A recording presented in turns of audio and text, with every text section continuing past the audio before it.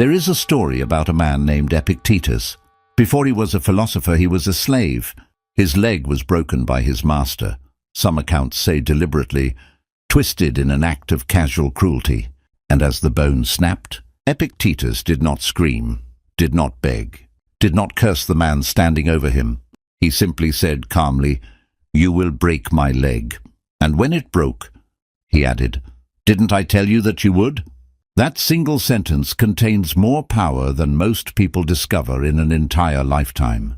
Because what Epictetus understood, in that moment of unimaginable pain, was something almost no one around him understood. He understood the difference between what happens to you and what happens inside you. And once you understand that difference, nothing, not betrayal, not loss, not failure, not even physical agony, can ever fully touch you again. Today, you are going to learn the 10 principles that allowed a crippled slave to become one of the most powerful minds in human history. Principles so strong that Roman emperors studied them. Principles so practical that modern psychologists now build entire therapies around them. By the end of this video, you will not see your problems the same way again. You will have a framework tested by war, slavery, exile, and death that lets you remain unshaken no matter what life throws at you. Stay until the end, because principle number 10 is the one Epictetus himself called the master key, the one that, once understood, makes everything else fall into place. Welcome back to Wisdom of the Stoics, the place where ancient philosophy meets modern struggle, where we take the hardest-won wisdom of history's greatest thinkers and turn it into something you can actually use today in your real life, with your real problems. If you're new here, consider subscribing, because every week we bring you the tools the Stoics used to build unshakable minds. And if you've been here before, welcome home. Let's begin. Principle 1. The dichotomy of control. Epictetus opened his most famous work, the Enchiridion, with a single idea so simple that people miss its depth entirely. He wrote that some things are up to us, and some things are not up to us. Up to us, our opinions, our impulses, our desires, our aversions, in short, everything that is our own doing. Not up to us, our body, our property, our reputation, our position, in short, everything that is not our own doing. Think about how much of your daily suffering comes from fighting this line. You are angry at traffic, something not up to you. You are anxious about what a stranger thinks of you, something not up to you. You are devastated by a diagnosis, a layoff, a breakup, outcomes that were never fully within your control to begin with. Epictetus is not telling you not to care. He is telling you to stop wasting your finite emotional energy on a battle you were never going to win. Picture a man named Marcus, not Marcus Aurelius, just an ordinary man living an ordinary life today. Marcus spends 2 hours every night replaying an email his boss sent him, wondering what he meant by one ambiguous sentence. He cannot sleep. He is not exhausted because of the email. He is exhausted because he has planted his sense of peace in soil that was never his to tend. The email was sent. That is done. Not up to him. What is up to him is only how he interprets it and what he does next. This is the first move in Stoic practice. Not resignation, not passivity, but a radical redirection of energy. Ask yourself right now, about whatever is stealing your peace today, is this actually within my control? If it is, act decisively without excuses. If it is not, release your grip on it the way you'd release a rope burning your palms. Not because you don't care, but because holding on is only burning you further. This single distinction, practiced daily, is often the difference between a person who is dragged through life, reacting to everything, and a person who moves through life with quiet, immovable authority. It is the foundation stone. Everything else we discuss today is built on top of it. Principle 2, amor fati, the love of fate. Here's where Stoicism stops being simply a coping mechanism and becomes something far more radical. It's not enough, the Stoics argued, to merely accept what happens to you. You must learn to love it. This idea, later popularized by Nietzsche under the Latin phrase amor fati, has deep roots in Stoic thought. Epictetus taught that we should not merely wish that events happen as we would like, but rather wish that events happen as they do happen, and in that alignment, find peace. Consider the story often told of a Stoic student who lost his home in a fire. Everything he owned turned to ash overnight. His teacher, instead of offering comfort in the way we might expect, asked him a question. What has philosophy taught you to have ready for an event such as this? The student, through his grief, answered, to desire and avoid what depends on me, not to attempt to escape what does not depend on me. His teacher nodded and simply said, then use what has happened as material. That phrase, use what has happened as material, is the heart of amor fati. Every setback becomes raw material for the next version of yourself. The fire doesn't stop being tragic, but it stops being only tragic. It becomes an opportunity to demonstrate resilience, resourcefulness, and character that could not have been demonstrated any other way. Think of your own life for a moment. Think of the worst thing that ever happened to you, the relationship that shattered, the job that vanished, the plan that collapsed. Now ask yourself honestly, did that event, however painful, ever end up teaching you something, revealing something, or redirecting you towards something you would not trade back? Most people, when they're honest, find that their greatest wounds eventually became the foundation of their greatest strength. Amor fati simply asks you to stop waiting years to arrive at that realization. It asks you to greet the difficulty now, in real time, as material rather than as enemy. This doesn't mean you pretend to be happy about tragedy. It means you stop wasting energy wishing reality were different, and instead pour all of that energy into working skillfully with the reality that actually exists. Principle 3, memento mori, remember you will die. Roman generals, when they returned home in triumph, paraded through the streets while crowds cheered and threw flowers. And behind the general riding in his chariot stood a slave whose only job was to lean toward his ear periodically and whisper, memento mori, remember you will die. It sounds morbid. It is actually one of the most life-affirming practices in the entire Stoic tradition. Epictetus taught his students to keep death, exile, and every other seemingly dreadful thing before their eyes daily, not to breed despair, but to strip away the illusion of permanence that makes us waste our lives on trivial anxieties. Here is why this works. Imagine you found out with total certainty that you had exactly 1 year left to live. Would you still spend 3 hours a day scrolling through the achievements of strangers on a screen, quietly resenting your own life? Would you still avoid the conversation you've been avoiding for a year? Would you still stay in the job that hollows you out, telling yourself there's plenty of time to change later? Memento mori is a tool that collapses that false sense of later and forces you back into the only moment you ever actually have now. There's a version of this that Seneca describes beautifully. He says most people don't actually lack time. They simply waste enormous amounts of it, and then act shocked when they discover, too late, that it has run out. He compares life to a sum of money. No one thinks their fortune is small if they manage it well, yet everyone is quick to complain that their life is too short, even while squandering it constantly. Try this experiment today.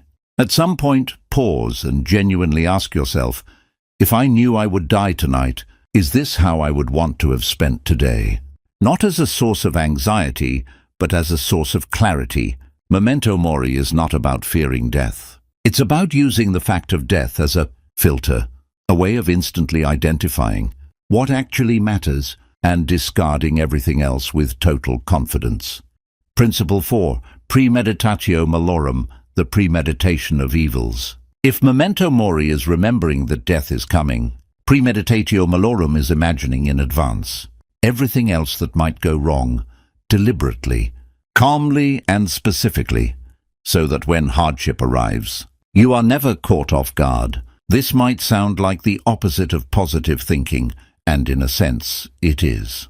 But the Stoics discovered something that modern psychology has since confirmed through Research on anxiety and resilience. Rehearsing difficulty in a controlled, calm way drastically reduces the emotional damage when that difficulty actually arrives.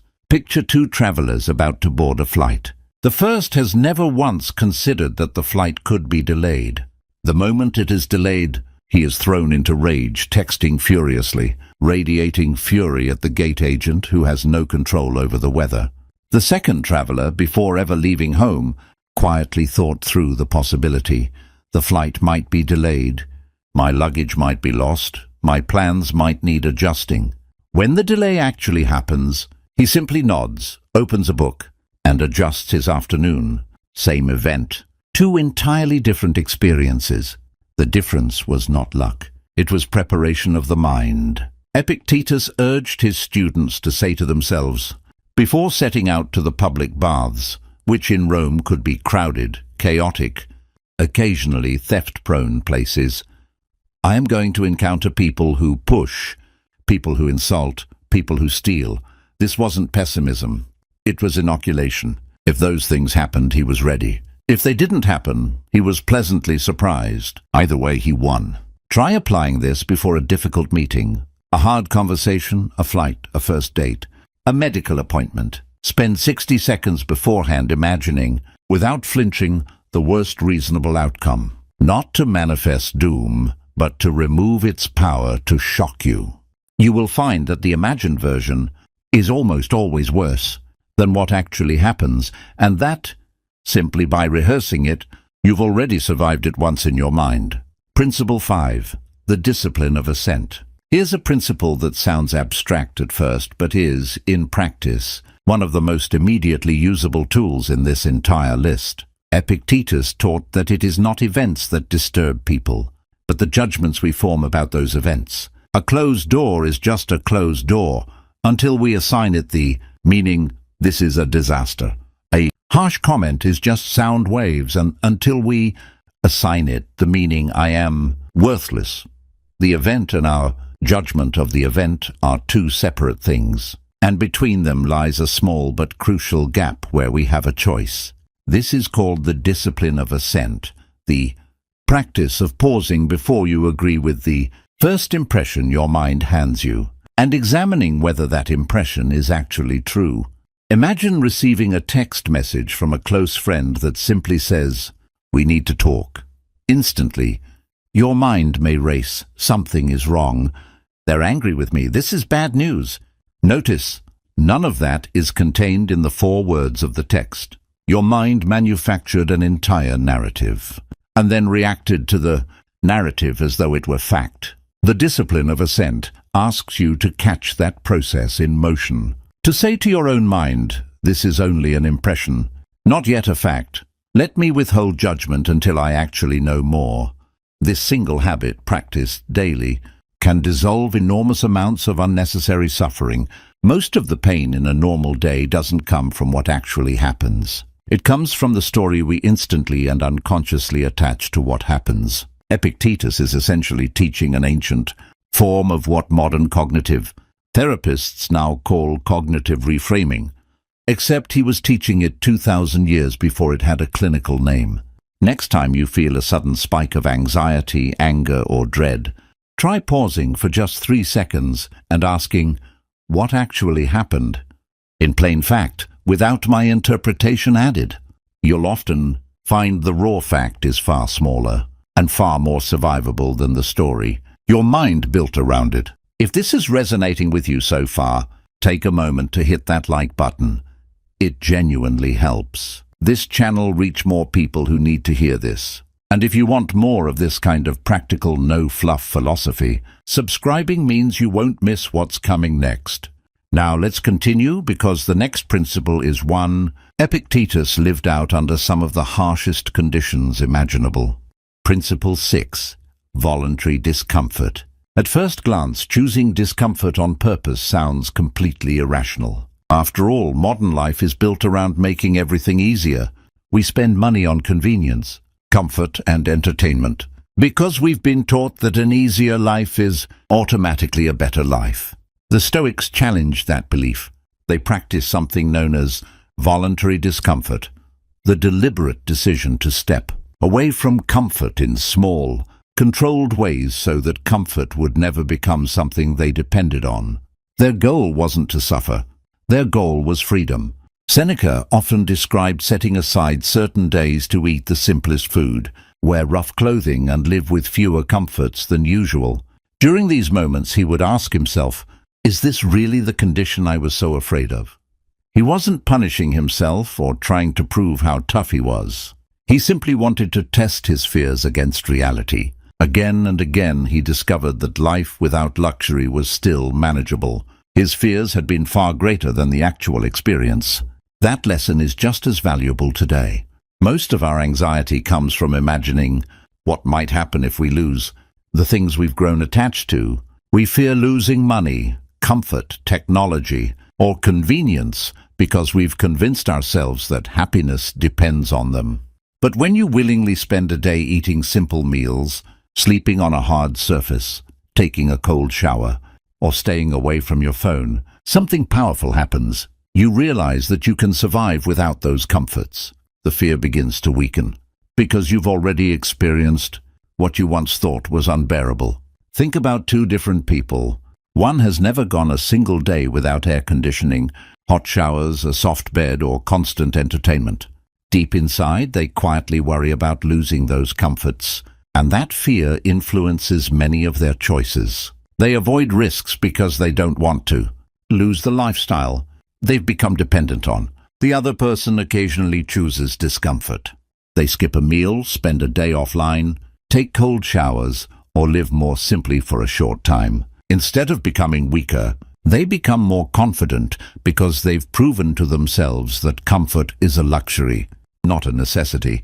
This is why voluntary discomfort is so powerful. It teaches you that your peace of mind isn't created by external comfort but by internal strength. The more you practice facing small challenges willingly, the less control fear has over your decisions. You stop reacting to every craving and every inconvenience because you've trained yourself to stay calm even when life isn't comfortable. This practice also helps reduce anxiety and break unhealthy habits. Every time you resist the urge to seek instant comfort, you strengthen your self-control. Your mind becomes more resilient, your confidence grows, and temporary discomfort no longer feels like a threat. Here's a simple challenge. This week, choose one comfort you normally rely on and give it up for a single day. Pay attention to how your mind reacts. Notice the cravings, the excuses, and the discomfort as they rise. Then watch them slowly disappear. In that moment, you'll discover one of the Stoics' greatest lessons. You're far stronger than your comfort has allowed you to believe. Principle 7. Indifference to reputation. One of the hardest lessons in Stoicism is also one of the most freeing. You cannot control what other people think about you, so don't build your life around their opinions. Their judgments belong to them, not to you.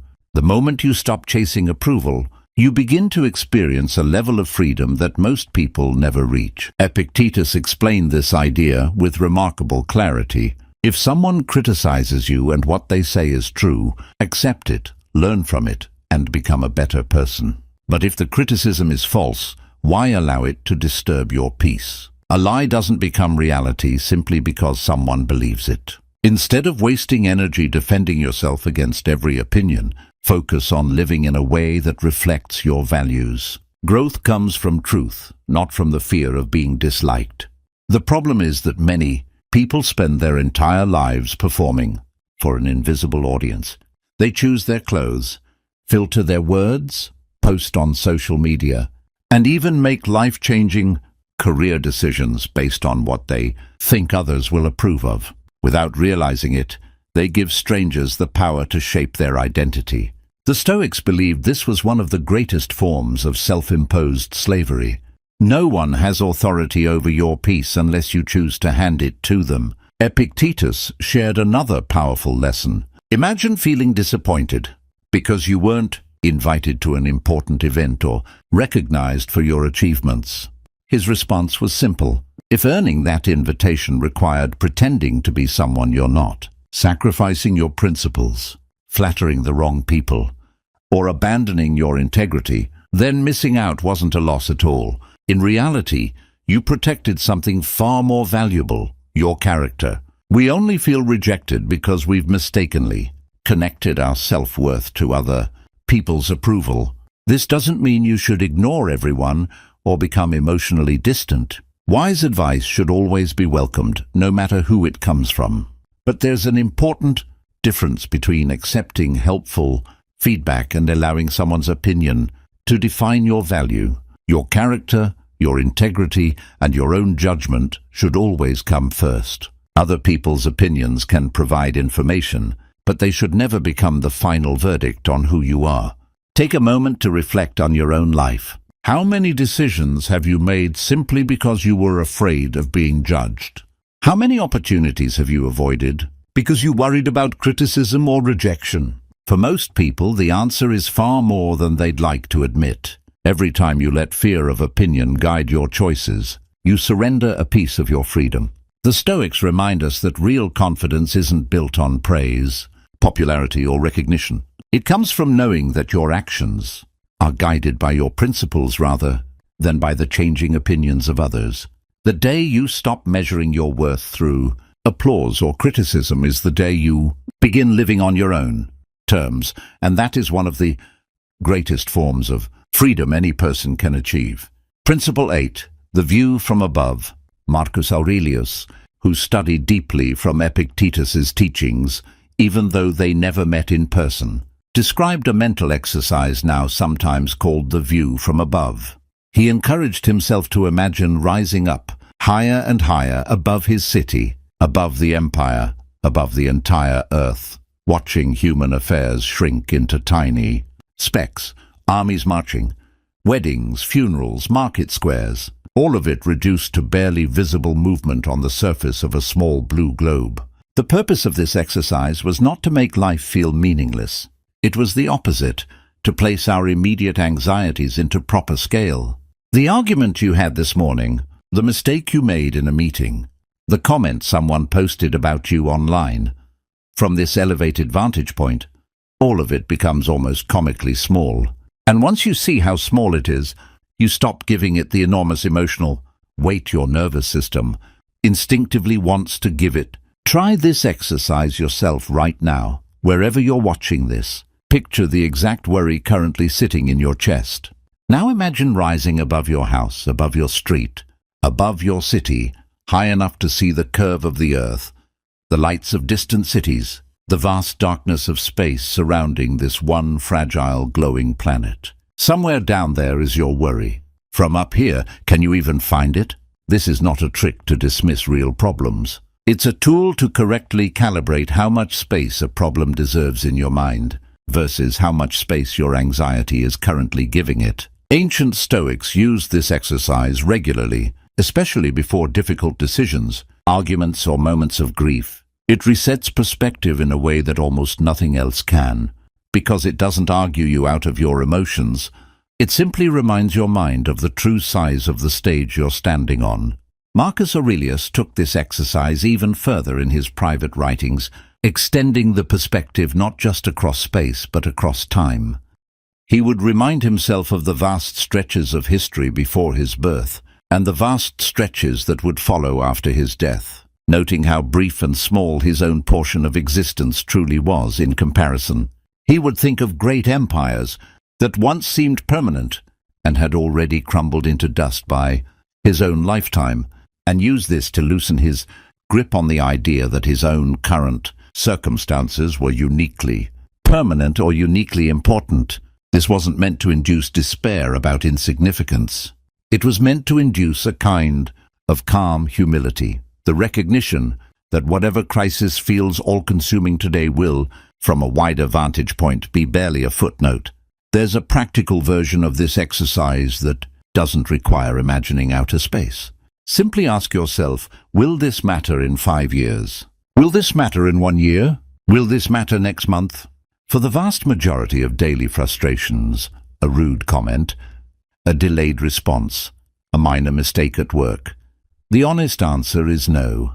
It will not matter, and in fact, you likely won't even remember it. This doesn't mean nothing matters. It means most things matter far less than our nervous system, in the heat of the moment, insists they do. The view from above is simply a tool for accessing that truth immediately, rather than waiting years to realize it in hindsight. Principle 9. Living according to nature. This phrase, live according to nature, appears throughout Stoic writing, and it is frequently misunderstood. The Stoics did not mean living in the wilderness, rejecting civilization or worshipping the outdoors. They meant something far more precise, living in alignment with your nature as a rational, social being, using reason to guide your actions, and recognizing your natural role within the wider community of humanity. Epictetus taught that human beings are naturally equipped with reason specifically so that we can examine our impressions, make wise judgments, and act with virtue, rather than simply reacting like animals to every impulse and appetite. To live according to nature, then, means to actually use the tool you were given, your rational mind, rather than being dragged around by every passing emotion, craving, or fear. There's also a social dimension to this principle that's easy to miss. The Stoics believed humans are naturally interconnected, part of what Marcus Aurelius called a single body made of many limbs. Acting against the interests of others purely for selfish gain was considered a kind of self-mutilation, like a hand, attacking the rest of the body it belongs to. Living according to nature, then, also means recognizing your responsibilities to your community, your family, and even strangers, because your nature as a social creature is just as real as your nature as a rational one. Consider how much modern anxiety comes from living against this dual nature, either suppressing our reason in favor of impulsive reaction, doom-scrolling emotional outbursts, decisions made purely from fear, or isolating ourselves from genuine community in favor of shallow, comparison-driven online interaction.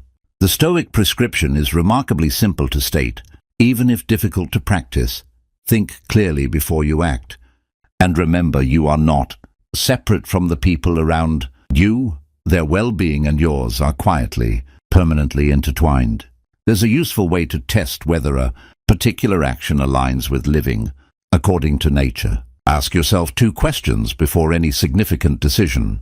First, is this action guided by reason, or is it simply the path of least resistance driven by a passing emotion or craving? Second, does this action, if everyone in my position took it, strengthen or weaken the community I belong to? A decision made purely out of fear or impulse, without regard for its effect on others, tends to fail both tests. A decision made with clear thinking and with some consideration for the people it touches tends to pass both. Epictetus often used the analogy of an actor in a play to describe this alignment.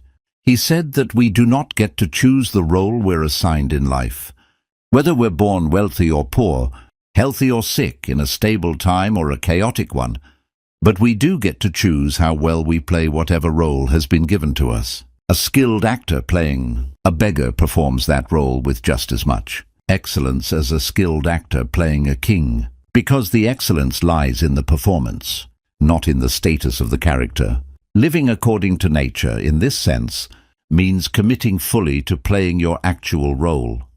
Parent, friend, colleague, citizen, whatever it may be, with reason, integrity, and care for the larger production you're part of, rather than resenting the role you were given or performing it half-heartedly while wishing for a different one. If you've made it this far, you're clearly someone who takes their growth seriously. Drop a comment below telling me which of these 9 principles has already made a difference in your life. It helps other viewers see real examples, and it helps this channel grow so we can keep making videos like this. Now let's arrive at the final principle, the one Epictetus considered the foundation beneath all the others. Principle 10, the inner citadel. Epictetus taught that within every human being lies something untouchable, a core of judgment, will, and character that no external force can ever reach unless we allow it to. He sometimes referred to this as the ruling faculty, and later Stoic-influenced thinkers, particularly in describing Marcus Aurelius's inner life, called it the inner citadel, a fortress at the center of the self that no army, no illness, no insult, no loss can ever actually breach. Remember the story from the very beginning of this video. Epictetus's leg being broken by his master. His body was harmed. His property at the time was entirely controlled by another man. His social status was as low as Roman society allowed, and yet his judgment, his will, his character, the things he identified as truly his, remained completely untouched. That is the inner citadel in action. Not a denial of pain, but a refusal to let external force dictate the state of the only thing that was ever truly his to protect. This is the principle that quietly holds up every other principle in this video. The dichotomy of control tells you what to focus on. Amor fati tells you how to relate to what happens. Memento mori and premeditatio malorum prepare you for hardship. The discipline of assent gives you a tool for daily practice. Voluntary discomfort proves your resilience. Indifference to reputation protects your self-worth. The view from above gives you scale. Living according to nature gives you direction. But the inner citadel is the actual location where all of this is built. The fortress itself. Here is the practical version of this principle. No matter what happens to you today, this year, in this lifetime, job loss, heartbreak, illness, public failure, private grief, there remains always a small untouchable room inside you where your judgment, your character, and your choice about how to respond still belong entirely to you. No one can enter that room without your permission. Not your harshest critic, not your worst circumstance. Not even, as Epictetus demonstrated with his own broken leg, physical torture. That room is yours. It has always been yours. The entire practice of Stoicism is simply the daily work of strengthening the walls of that room so that when life inevitably tests them, they hold, bringing it all together. Let's step back for a moment and look at what we've actually built today. 10 principles, each one a tool, each one tested not in comfortable theory, but in the actual, difficult lives of the people who developed them. Epictetus did not write these ideas from a palace. He wrote them, or rather taught them, since he never actually wrote a word himself. His student Arrian recorded his lectures. As a man who had been enslaved, crippled and eventually exiled from Rome by an emperor who feared the influence philosophers held over the public.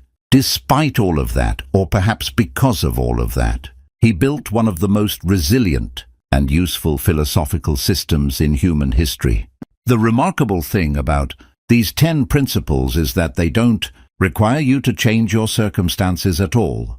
You don't need a new job, a new relationship, a new city, or a new bank account to begin practicing any of this. The dichotomy of control is available to you the next time you're stuck in traffic. Amor fati is available the next time something doesn't go your way. Memento mori is available every single morning you wake up.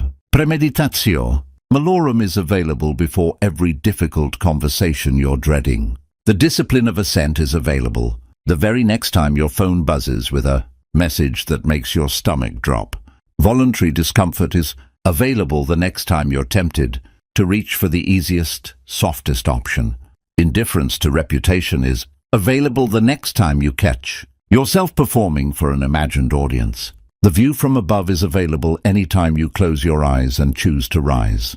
Living according to nature is available in your very next decision. And the inner citadel, that untouchable fortress, has been available to you this entire time, whether you knew it or not. The Stoics were not interested in comfort.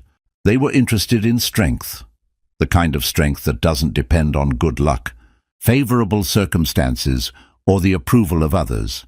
That is precisely why their ideas have survived for over 2,000 years, studied by emperors, slaves, soldiers, and now by you. Epictetus once said that it is not events that disturb people, but their judgments about events.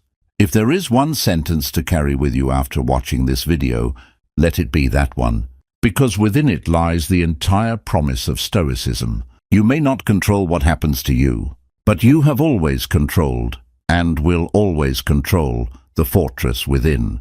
Before you go, I want to ask you something directly. Of these 10 principles, which one do you most need to practice this week? Not which one sounds the best intellectually, which one, if you actually lived it out, would change how your week goes. Write it in the comments. I read every single one, and there's real value in seeing which principle resonates with different people at different stages of life. If this video gave you even one moment of clarity, do 3 things before you leave. Hit like, because it directly tells YouTube to show this to more people who are struggling with the exact things we just talked about. Subscribe to Wisdom of the Stoics, because we release videos like this regularly, each one built to give you a practical tool you can use the same day you watch it. And share this with one person in your life who needs to hear about the inner citadel today, because someone in your life right now is fighting a battle that this exact idea could help them win. Thank you for spending this time with me. Go build your fortress. I'll see you in the next one.